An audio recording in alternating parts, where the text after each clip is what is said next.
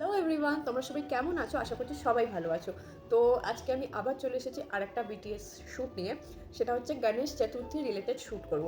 তো এর আগের দিন আমি একটা প্রফেশনাল শ্যুট দিয়েছিলাম গণেশ চতুর্থীর একটা ভিডিও, যেটাতে তোমরা প্রচুর ভালোবাসা দিয়েছো সব জায়গাতে। থ্যাংক ইউ সো মাচ তোমাদের সবাইকে।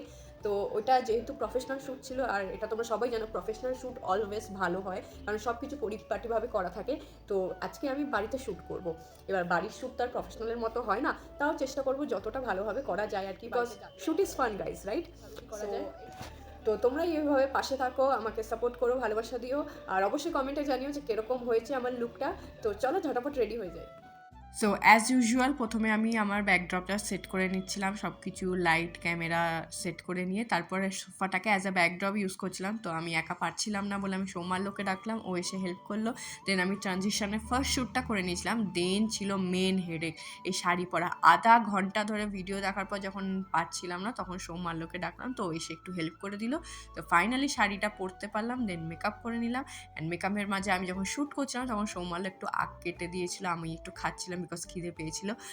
সো ফাইনালি আমার আজকের এই গণেশ চতুর্থী লুকের শ্যুট ডান।